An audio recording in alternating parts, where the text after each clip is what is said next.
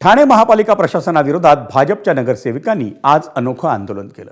अनधिकृत फेरीवाल्यांवर कारवाई होत नाही, महासभेत अनेकदा प्रश्न मांडूनही लक्ष दिलं जात नाही असा आरोप करत भाजपच्या नगरसेविका आक्रमक झाल्या। ठाणे मार्केट परिसरात फळं, भाज्या, मासे विकण्यासाठी स्वतः नगरसेविकाच रस्त्यावर उतरल्या। मृणाल पेंडसे, नम्रता कोळी, उषा वाघ आणि प्रतिभा मडवी या नगरसेविकांनी हे अनोखं आंदोलन केलं।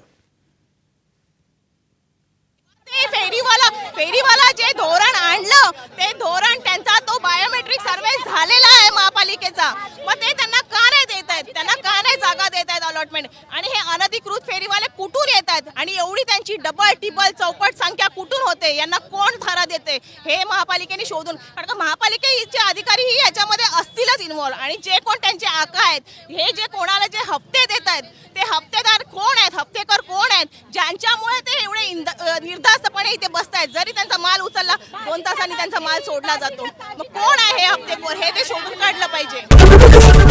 एबीपी माझा, उघडा डोळे बघा नीट।